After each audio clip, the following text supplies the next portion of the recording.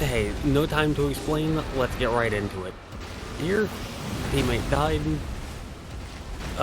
me almost died. That's okay, because we are here, there's a flying dragon on the hill. That is not what we're here for, but they're alive. The team wanted to fight them, so we gotta kill them. Now, what I was here for isn't even a full run. As you can see, a normal run, you can see it on the map there, a normal run is like 50 minutes. This is only going to be 12 minutes, and it's because of that thing on the map. I had never seen it before, and it was massive, it was very intriguing to me, and so I just very quickly hit record halfway through this run, and I just wanted to see what that was about, and record my initial reaction to it. Now, obviously this is a voiceover, but you can still see how I moved around.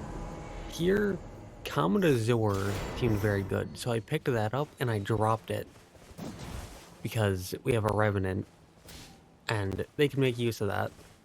So I picked up something and dropped it for Revenant, and there, as you can see, our Wilder picked up the Hand of Melania and dropped it to me. So this was actually a really good run in terms of teammates, because we were helping each other out so much. We had each other's backs, we were dropping items and weapons for each other. It was super cool. I really liked these teammates, they were incredible. But here, leveled up, and I was excited to use the Hand of Melania, but wasn't a high enough level for it. But instead of just worrying about that, I decided to just jump up, continue moving forward. This was a seal. I decided to pick it up because they were kind enough to drop it, and I thought, Dragonfire, I can drop that.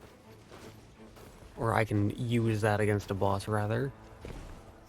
And here, drop that just to streamline my equipment. And running through here, this place looked so cool. I was in complete awe at just the sheer density of this place. And while I only got to see a little bit of it in a single rushed sprint, it looked so cool. It looked so unique. And I wanted to know what this would look like without having to worry about the fire or the rain. Because imagine this in a second Elden Ring DLC. Or imagine this in an Elden Ring 2.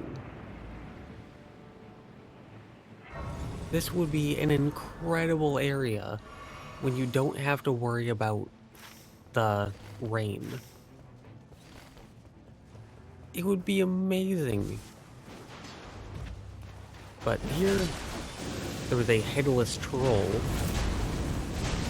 and the team wanted to fight them, and as always, I go with what the team wants, because I remove myself from the responsibility of taking charge, but that also means that I remove myself from the freedom of dictating where the team gets to go.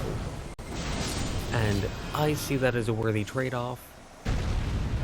Here, I could have gotten a Nagakiba, but I already had one, so I got boosted HP restoration. And that wasn't worth it, so I was ready to just continue on. And I was hoping for just a little more in the rune department. Here, teammate constantly pinging to get the attention of the team. And here, a Mimic Troll, which definitely stands out, very unique. Just in the sense that they have a new name and they're this glowing like red and black that you would see from an invader in Dark Souls. And that was interesting.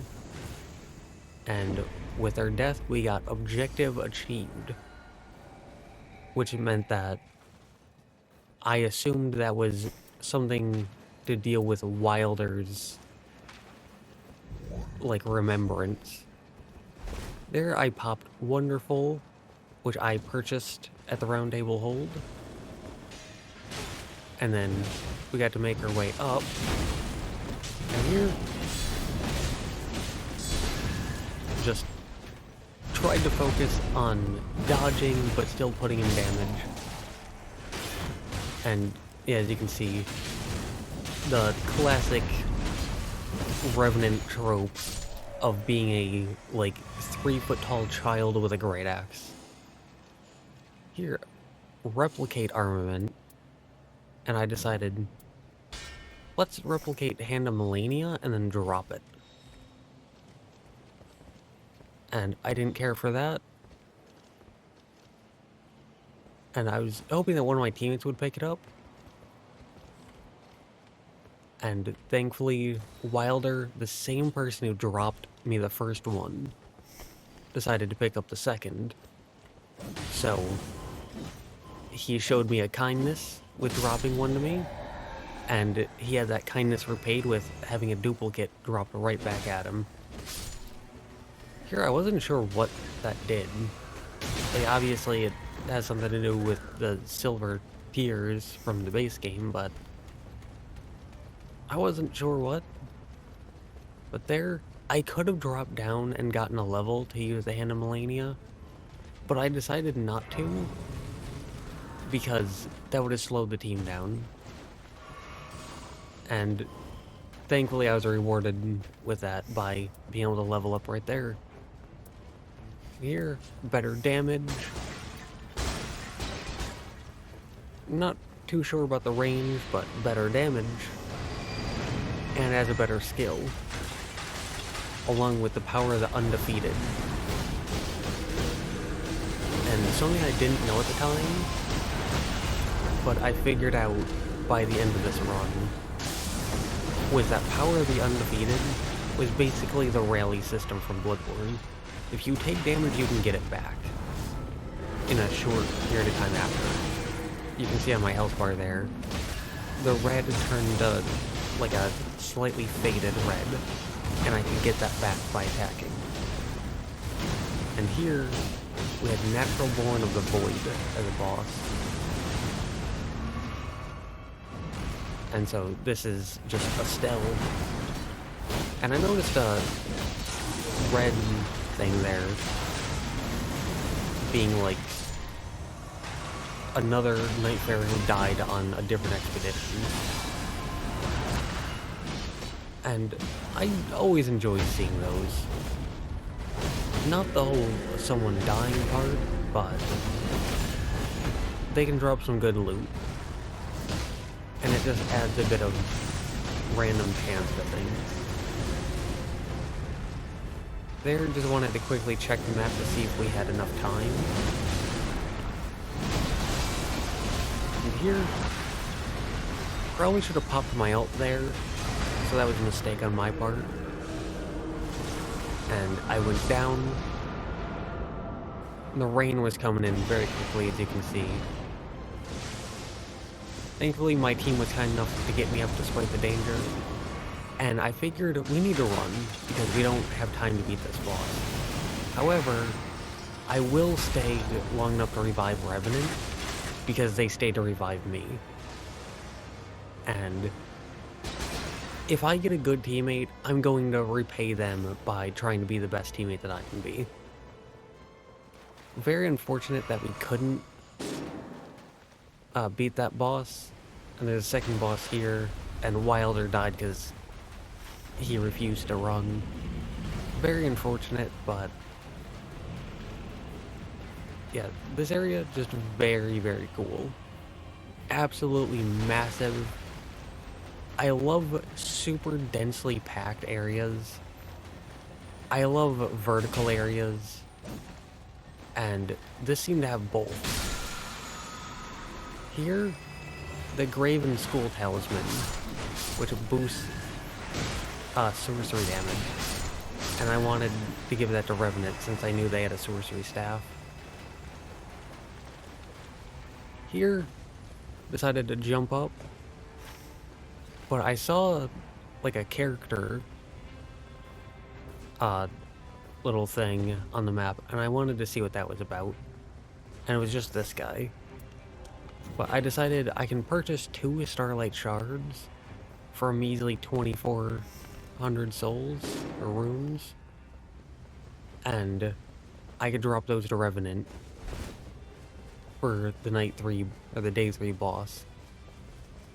And here, running forward, yeah, just wanted to point out, or just wanted to make this much shorter video,